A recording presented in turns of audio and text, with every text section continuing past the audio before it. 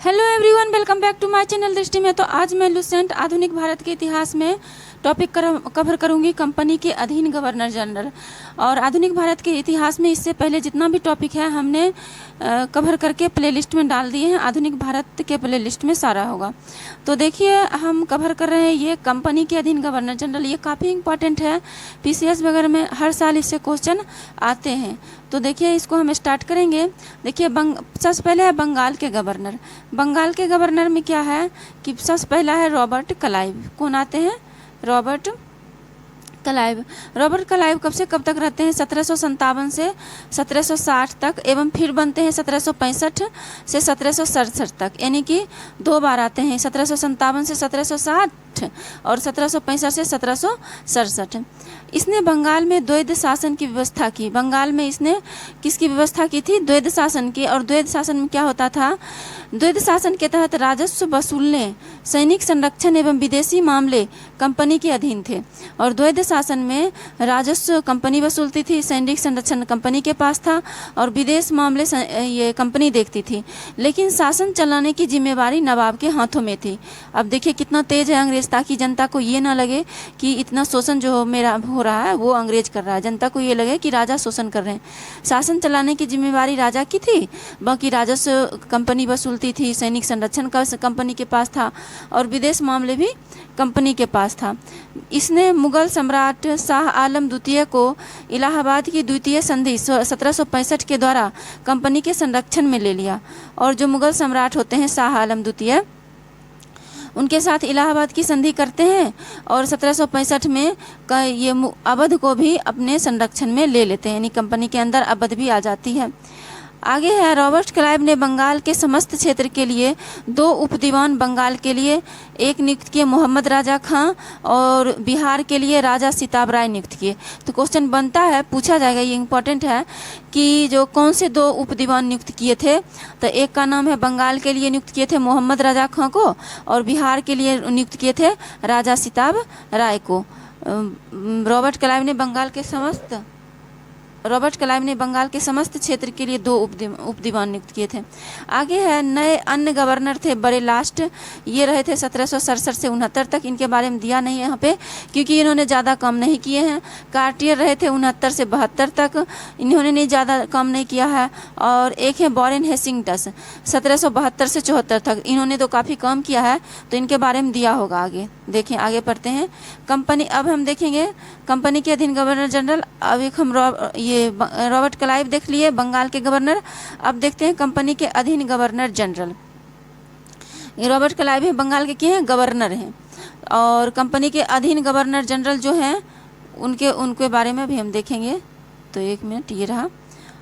देखिए कंपनी के अधीन रेगुलेटिंग एक्ट 1773 के अनुसार बंगाल के गवर्नर को अब अंग्रेजी क्षेत्रों का गवर्नर जनरल कहा जाने लगा। अब क्या कहा जाने लगा? जो बंगाल के गवर्नर थे उनको अंग्रेजी क्षेत्र का गवर्नर जनरल कहा जाने लगा, जिसका कार्यकाल 5 वर्षों का निर्धारित किया गया। और गवर्नर जनरल का कार्यकाल कितने वर्षों के निर्धारित किया गया? 5 वर्षों के। मद्रास एवं बम्बई के गवर्नर को इसके अधीन कर दिया गया, और जो मद्रास और बम्बई था उसको भी किसके अधीन कर दिया गया? बंगाल के अधीन। इस प्रकार भारत में कंपनी के अधीन प्रथम गवर्नर जनरल वॉरेन हेस्टिंग्स हुआ 1774 से 85। क्वेश्चन पूछता है कि जो ये भारत में कंपनी के अधीन प्रथम गवर्नर जनरल कौन हुए थे? तो ये वॉरेन हेस्टिंग्स थे 1774 से 85 तक, 1785 तक। वॉरेन हेस्टिंग्स 1750 में कंपनी में एक क्लर्क के रूप में कलकत्ता आया था। ये 1750 में कंपनी में एक क्लर्क के रूप में कलकत्ता आते हैं। अपनी कार्यकुशलता के कारण कासिम बाजार का अध्यक्ष, बंगाल का गवर्नर एवं कंपनी का गवर्नर जनरल बना।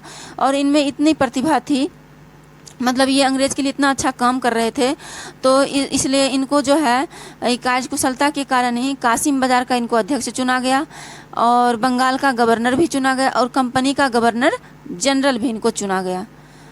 तो ये हुआ।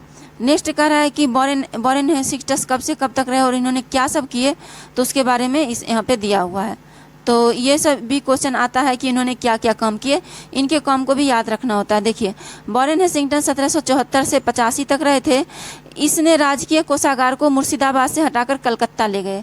अब वॉरेन हेस्टिंग्टन जो है राजकीय कोषागार को मुर्शिदाबाद से हटाकर कहाँ ले जाते हैं? कलकत्ता। तो पूछा जाएगा क्वेश्चन कि किसने अपनी जो कौन सा गवर्नर जनरल थे जो मुर्शिदाबाद से राजधानी हटाकर कलकत्ता ले जाते हैं? तो वो है वॉरेन हेस्टिंग्टन। 1772 में इसने प्रत्येक जिले में एक फौजदारी प्रथा दीवानी अदालतों की स्थापना की और 1772 में इसने प्रत्येक जिले में एक फौजदारी तथा दीवानी अदालतों की स्थापना की। क्वेश्चन बनेगा ऐसे कि किन्होंने जो है कौन से गवर्नर जनरल जो हैं वो प्रत्येक जिले में बंगाल के प्रत्येक जिले में एक फौजदारी व्यवस्था और एक दीवानी अदालत की स्थापना करते हैं। 1772 में स्थापना की है। फौजदारी अदालतों सदर निजामत अदालत द्वारा निरीक्षित होती थी, यानी कि जो बड़े अदालत थे उसके द्वारा इसको निरीक्षित किया जाता था, देखा जाता था। और नाजिम द्वारा नियुक्त दरों का अदालत की अध्यक्षता करता था। और नाजिम जो होते थे वो नाजिम एक दरोगा नियुक्त करते थे और वो नाजिम द्वारा नियुक्त दरोगा अदालत की क्या करता था? अध्यक्षता करता था। नाजिम एक राजा टाइप से ही बड़े आदमी होते थे। दीवानी अदालत में कलेक्टर मुख्य न्यायाधीश नियुक्त होता था और जो दीवानी अदालत होती थी वहाँ पे मुख्य न्यायाधीश नियुक्त किया जाता था। जिला फौजदारी अदालत एक भारतीय अधिकारी के अधीन होती थी और जिला फौजदारी अदालत जो होती थी वो भारतीय अधिकारी के अधीन होती थी, जिसकी सहायता के लिए एक मुफ्ती और एक काजी होता था। और उनकी सहायता के लिए एक मुफ्ती होते थे और एक काजी होते थे। यानी कि मतलब ये भी बताते थे कि हिंदू के लिए कैसा रूल है, मुस्लिम के लिए काजी, जो मुस्लिम में जज होता है उसको काजी कहा जाता था, काजी। तो कलेक्टर इस न्यायालय के कार्य की देखभाल करता था। अब देखिए, जो न्यायालय के कार्य का भी देखभाल कौन कर रहा है? कलेक्टर। कुछ ज़्यादा ही शक्ति नहीं है कलेक्टर के पास? कलेक्टर के पास बहुत ज़्यादा शक्ति है, क्योंकि न्यायालय का काम भी कौन कर रहा है? कलेक्टर। बल्कि कलेक्टर का काम होता है जिला की देखभाल करना, जिला की शासन व्यवस्था को अच्छे से चलाना। जबकि यहाँ न्यायालय जज ये न्याय देने का काम भी कौन कर रहा है? कलेक्टर कर रहा है। आगे यहाँ पे है कि यहाँ पे दिया भी हुआ दीवानी अदालत में कलेक्टर ही मुख्य न्यायाधीश होता था। आगे यहाँ पर है कलकत्ता में एक सदर दीवानी अदालत और एक सदर फौजदारी अदालत की स्थापना की गई। अब यहाँ पे दिया है कि कलकत्ता में एक बड़े से दीवानी अदालत की और एक बड़े फौजदारी अदालत की। जो सिंपल केसेस होते थे वो दीवानी अदालत में आते थे और जो क्रिमिनल केसेस होते थे वो फौजदारी अदालत में आते थे। तो सदर दीवानी अदालत में कलकत्ता काउंसिल का सभापति और उसी काउंसिल के 2 सदस्य राय रायन और मुख्य कानूनगों को सलाह से न्याय कार्य करते थे। अब देखिए यहाँ पे कह रहा है कि जो एक तो सदर दीवानी अदालत होती थी, एक सदर फौजदारी अदालत होती थी। सदर दीवानी अदालत में कलकत्ता के काउंसिल का सभापति और उसी काउंसिल के 2 सदस्य, मतलब कलकत्ता में काउंसिल होता था यानी परिषद होता था। परिषद काउंसिल मतलब उसमें 3-4 लोगों का समूह होता होगा जो उनका हेल्प करते होंगे जहाँ पे न्याय मिलता होगा। तो कह रहा है कि सदर दीवानी अदालत में कलकत्ता काउंसिल का सभापति और उसी काउंसिल का 2 सदस्य कौन कौन? राय रायन और मुख्य कानूनगो। उसी काउंसिल के 2 सदस्य होते थे राय रायन और मुख्य कानूनगो की सलाह से न्याय करते थे, उनसे सलाह लेते थे फिर न्याय करते थे।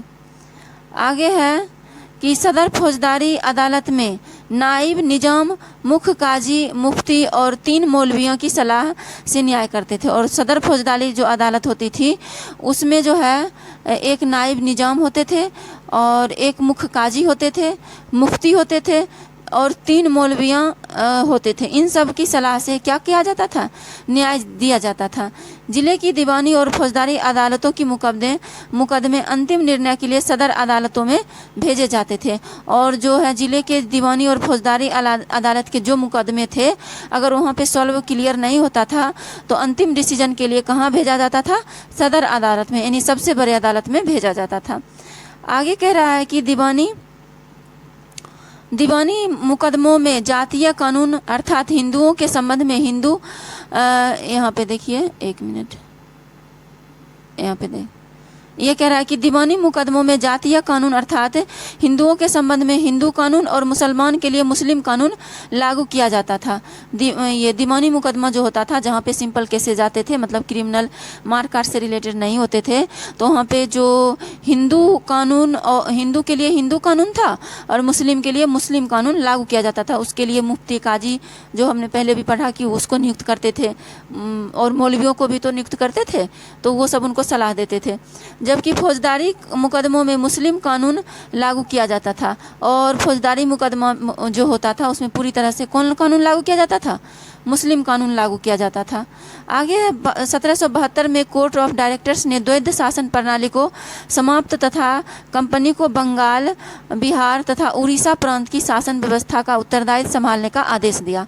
अब देखिए यहाँ पे जो द्वैध शासन प्रणाली है, यानी कि दीवानी और फौजदारी, और ये जो द्वैध शासन प्रणाली में क्या होता था, राजस्व, सेना और विदेश मामले किसके पास होता था?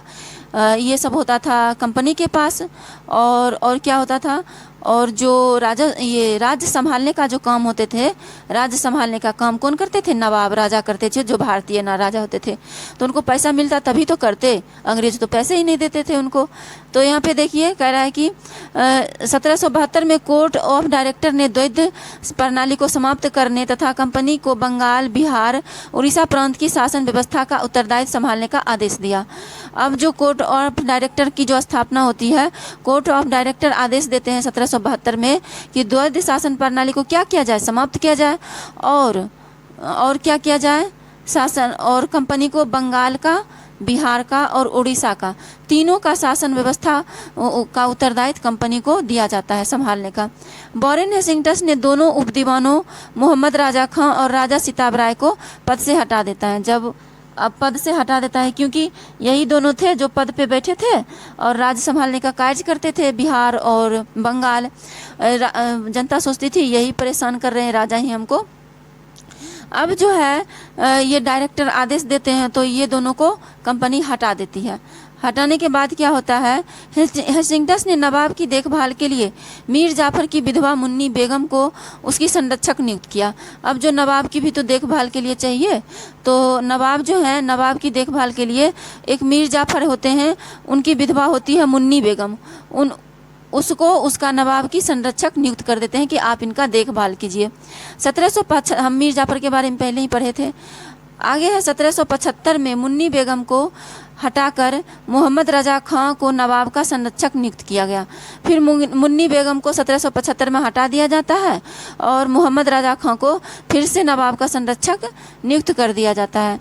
इसने 1781 में कलकत्ता में मुस्लिम शिक्षा के विकास के लिए प्रथम मदरसा की स्थापना की। यहाँ पे देखिए जो वॉरेन हेस्टिंग्स है, इनका ये काम है कि 1700 का मदरसा की स्थापना करते हैं। तो वॉरेन हेस्टिंग्स मुस्लिम शिक्षा के विकास के लिए 1781 में मदरसा की स्थापना करते हैं। कौन? ये वॉरेन हेस्टिंग्स। आगे है कि वॉरेन हेस्टिंग्स के समय ही, यहाँ पे देखिए वॉरेन हेस्टिंग्स के समय है, मतलब इसी के समय नहीं, वॉरेन हेस्टिंग्स के समय ही 1782 में जोनाथन डंकन ने बनारस में संस्कृत विद्यालय की स्थापना की। तो क्वेश्चन ऐसे बनेगा कि 1782 में किसने बनारस में संस्कृत विद्यालय की स्थापना करते हैं? तो जोनाथन डंकन ने। किसके समय में? वॉरेन हेस्टिंग्स के समय में। देखिए वॉरेन हेस्टिंग्स के समय में क्या क्या होता है। गीता के अंग्रेजी अनुवादकार विलियम विलिकिंस चार्ल्स को हेस्टिंग्स ने आश्रय प्रदान किया, और जो ये तो अंग्रेजी हैं तो हेस्टिंग्स तो आश्रय प्रदान करेंगे ही। और ये जो है ये विलियम विलिकिंस, ये गीता का अंग्रेजी में अनुवाद करते हैं, तो इनके गीता के बारे में इनको सब कुछ पता चल जाता है। तो जो गीता का अंग्रेजी अनुवाद विलियम विलिकिंस को हेस्टिंग्स ने आश्रय प्रदान किए, मतलब वहाँ रहने की व्यवस्था की उनके लिए। इसी के समय वॉरेन हेस्टिंग्स के समय ही क्या होता है, एक मिनट, वॉरेन हेस्टिंग्स इसी के समय नहीं, वॉरेन हेस्टिंग्स के समय विलियम जोन्स ने 1784 में the Asiatic Society of Bengal की स्थापना की। तो क्वेश्चन पूछता है एशियाटिक सोसाइटी ऑफ बंगाल की स्थापना किसने की? तो विलियम जोन्स ने। विलियम जोन्स ने कब की? 1784 ईस्वी में। वेरी वेरी इंपॉर्टेंट है। आगे है इसने मुगल सम्राट को मिलने वाला 26 लाख रुपये की वार्षिक पेंशन बंद करवा दी। अब देखिए जो वॉरेन हेस्टिंग्स ने क्या करता है कि मुगल साम्राज्य को जो 26 लाख रुपया वार्षिक पेंशन जो मिल रहा होता है उसको भी वॉरेन हेस्टिंग्स बंद करवा देता है। आगे है इसी के समय यानी वॉरेन हेस्टिंग्स के समय 1780 में भारत का पहला समाचार पत्र द बंगाल गजट का प्रकाशन जेम्स ऑगस्टस हिक्की ने किया था। 2 क्वेश्चन बनता है, 2-3 क्वेश्चन कि भारत का पहला समाचार पत्र का प्रकाशन का क्या नाम है, तो द बंगाल गजट। इसका प्रकाशन किसने किया था, जेम्स ऑगस्टस हिक्की ने। और कब किया था, 1780 में। किसके शासनकाल में, कौन सा गवर्नर था उस समय, गवर्नर जनरल, तो था वॉरेन हेस्टिंग्स। तो इतने सारे क्वेश्चन ऐसे बन सकते हैं इससे। नेक्स्ट है इसी के समय यानी वॉरेन हेस्टिंग्स के समय रेगुलेटिंग एक्ट के तहत 1784 में कलकत्ता में एक उच्च न्यायालय की स्थापना की गई। पूछा जाएगा कि कलकत्ता में एक उच्च न्यायालय की स्थापना किसके समय की गई, तो वॉरेन हेस्टिंग्स के समय 1774 में, जिसका अधिकार क्षेत्र कलकत्ता तक था। और इसका अधिकार क्षेत्र कलकत्ता तक ही था। कलकत्ता के बाहर का मुकदमा तभी सुना जाता था जब दोनों पक्ष सहमत होते थे, यानी जिसने केस किया है वो और जिस पे केस किया गया वो, जब दोनों सहमत हो जाते थे तब कलकत्ता के बाहर का केस पे सुनवाई की जाती थी। आगे है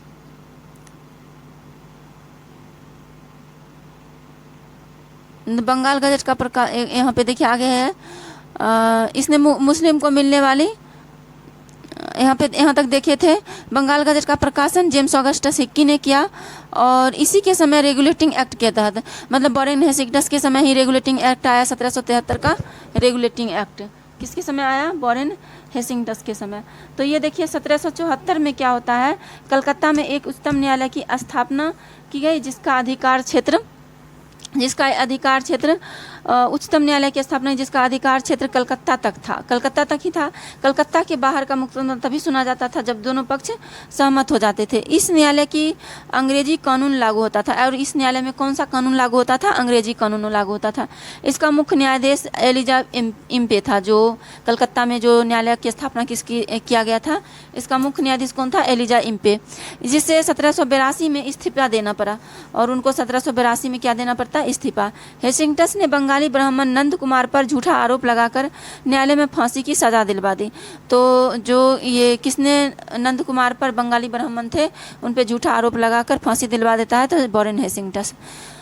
तो देखिए इसको हम फिर से एक बार देख लेते हैं ताकि जो है ये क्लियर हो जाए। इससे क्वेश्चन कैसे बनेगा वो तो हम बता ही रहे हैं, और बताते हैं। देखिए इसको हम थोड़ा एडजस्ट करते हैं, एडजस्ट कर दिए। अब देखिए कह रहा है कि इसी के समय रेगुलेटिंग एक्ट के तहत 1774 में कलकत्ता में एक उच्चतम न्यायालय की स्थापना की गई जिसका अधिकार क्षेत्र कलकत्ता तक था। कलकत्ता के बाहर का क्षेत्र मुकदमा तभी सुना जाता था जब दोनों पक्ष सहमत होते थे। ये हम देख लिए थे। इस न्यायालय में अंग्रेजी कानून लागू होता था। और इस न्यायालय में कौन सा कानून लागू होता था, अंग्रेजी। तो ये भी पूछा जा सकता है कि जो कलकत्ता में एक न्यायालय की स्थापना की गई थी, इसके जो पहले न्यायाधीश कौन थे, तो एलिजा इम्पे पहले न्यायाधीश थे, जिसे 1782 में इस्तीफा देना पड़ा। और एलिजा इम्पे को कब इस्तीफा देना पड़ता है, 1782 में। आगे है हेस्टिंग्स ने बंगाली ब्राह्मण नंद कुमार पर झूठा आरोप लगाकर न्यायालय में फांसी की सजा दिलवा दी। तो क्वेश्चन ऐसे बनता है कि इसी न्यायालय में जो किसने बंगाली ब्राह्मण नंद कुमार पर फांसी की ये झूठा आरोप लगाकर फांसी की सजा दिलवा दी, तो वॉरेन हेस्टिंग्स ने। आगे है प्रथम आंग्ल मराठा युद्ध। यहाँ 1 मिनट यहाँ पे देखिए। अब यहाँ पे देखिए प्रथम आंग्ल मराठा युद्ध कब से कब तक होता है, 1775 से 1782 तक होता है। एवं द्वितीय आंग्ल मराठा युद्ध 1780 से 84 तक होता है। तो ये दोनों युद्ध जो है, प्रथम आंग्ल मराठा युद्ध और द्वितीय आंग्ल मराठा युद्ध, दोनों किसके समय लड़ा जाता है, हेस्टिंग्स के समय। क्वेश्चन ऐसे बनता है कि प्रथम आंग्ल मराठा युद्ध किसके समय लड़ा गया, तो हेस्टिंग्स के समय। और द्वितीय आंग्ल मराठा युद्ध किसके समय लड़ा गया, ये भी हेस्टिंग्स के समय लड़ा गया।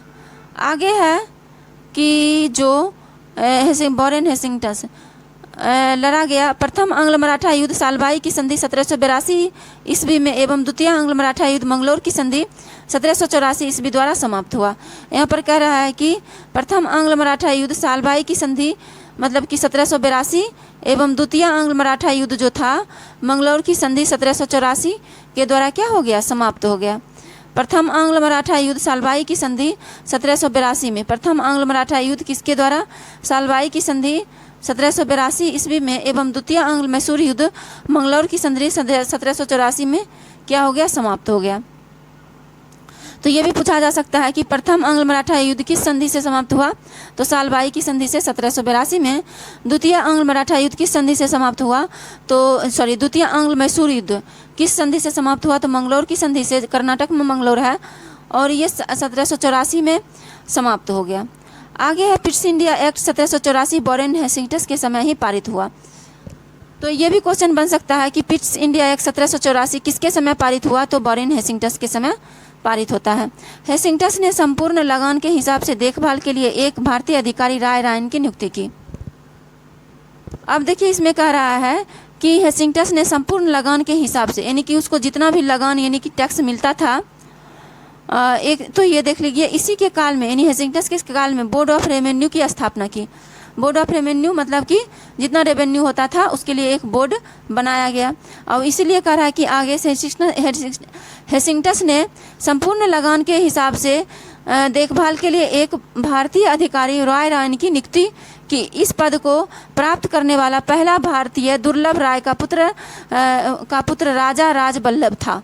तो क्वेश्चन ऐसे बनेगा कि हेस्टिंग्स के संपूर्ण लगान के हिसाब की देखभाल के लिए एक भारतीय अधिकारी राय रायन की नियुक्ति की। तो पूछेगा कि राय रायन की नियुक्ति जो हेस्टिंग्स ने थी, राय रायन की नियुक्ति किसने की, तो संपूर्ण लगान के हिसाब से जितना लगान आता था ताकि हमको बचे तो थोड़े उसे कम पैसा देकर एक राय रायन की नियुक्ति करता है। इस पद को प्राप्त करने वाला पहला भारतीय जो था दुर्लभ राय का पुत्र राज बल्लभ था। और ये पहला इस पद को प्राप्त किया था जो ये करने वाला भारतीय जो था दुर्लभ राय का पुत्र कौन था, राज बल्लभ था। दुर्लभ राय का पुत्र कौन था, राज बल्लभ था। आगे है पिट्स इंडिया एक्ट के विरोध में इस्तीफा देकर, आगे है कि पिट्स इंडिया एक्ट, यहाँ पे देखिए पिट्स इंडिया एक्ट 1784 के विरोध में इस्तीफा देकर जब वॉरेन हेस्टिंग्स फरवरी 1785 में इंग्लैंड पहुंचा, मतलब कि वॉरेन हेस्टिंग्स ना ये पिट्स इंडिया एक्ट जो पास किया गया था उसका विरोध कर दिया और इसको विरोध करके इस्तीफा दे देता है और इंग्लैंड जाता है। तो वहाँ एक बर्क जो होता है पहुँचा, तो बर्क द्वारा उसके ऊपर महाभियोग लगाया गया, इम्पीचमेंट लगाया जाता है, महाभियोग लगाया जाता है, उसके ऊपर महाभियोग लगाया गया। परंतु 1795 में इसे आरोपों से मुक्त कर दिया गया। लेकिन फिर जो है 1795 में वॉरेन हेस्टिंग्स को महाभियोग के आरोप से क्या कर दिया जाता है, मुक्त कर दिया जाता है। कमेंट में बताइएगा महाभियोग क्या होता है। जैसे कि राष्ट्रपति भी कोई चीज़ गलत करते हैं हमारे देश में तो उन पर महाभियोग लगाया जाता है, लेकिन वो जब तक पद पे हैं तब तक नहीं लगाया जाएगा। अभी तक तो किसी राष्ट्रपति पे नहीं लगा है। तो ये जो है अब कमेंट बताइएगा ये क्या होता है, महाभियोग नहीं पता होगा तो पूछिएगा कमेंट में, ज़रूर बताऊंगी। नेक्स्ट है 1786 में हेस्टिंग्स के जाने के पश्चात लगान परिषद का पुनर्गठन किया गया। हेस्टिंग्स के जाने के पश्चात किसका पुनर्गठन किया गया, लगान परिषद का पुनर्गठन किया गया और एक नवीन अधिकारी मुख्य सारिस्तादार की नियुक्ति की गई।